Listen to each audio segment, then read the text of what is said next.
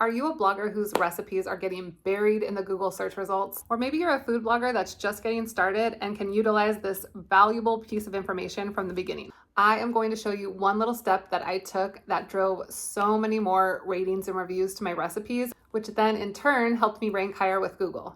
Hi, I'm Megan with Electric Mommy, a food blogger with over 5 years of experience and bringing in about 50,000 sessions currently each month. I've learned a lot about what works and what doesn't as far as Google goes, and I'm going to share this one game-changing SEO hack that will help drive more ratings and reviews to your recipes.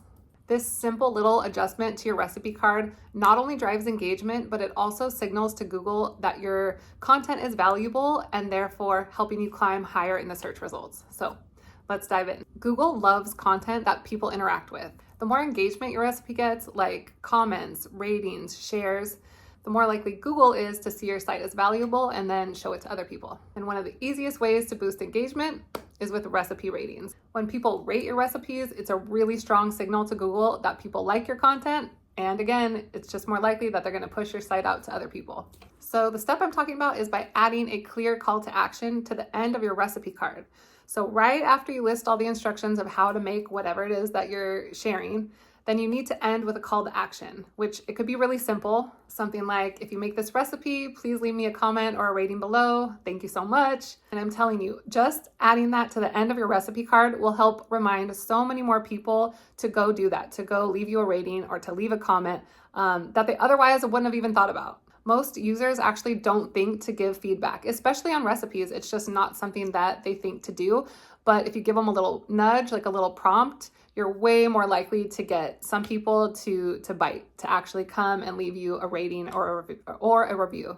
And it's such an easy step. It's literally just the last step on your recipe card. So you share the instructions with how to make it, but the last step is just that. It's your call to action, reminding people to leave you a rating or a review.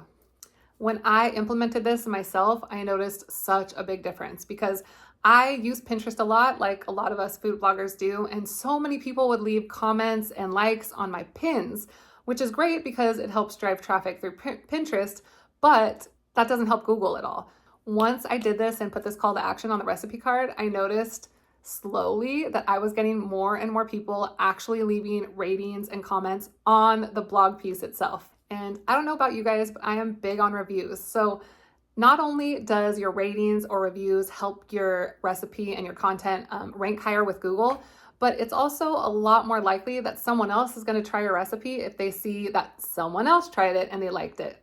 So this one little change has been huge for me. So right now, if I get any recipes that are only getting comments or attention on Pinterest, I go and look and see, did I put that call to action there? Because I have some old ones out there. I implemented this really not that long ago, and I'm telling you, it's been night and day. So I encourage you to try this. Keep your call to action just short and sweet. And again, don't overcomplicate it. It's a really easy step that you should just work into your routine when doing your blog posts. If you found this helpful, I would really appreciate a like.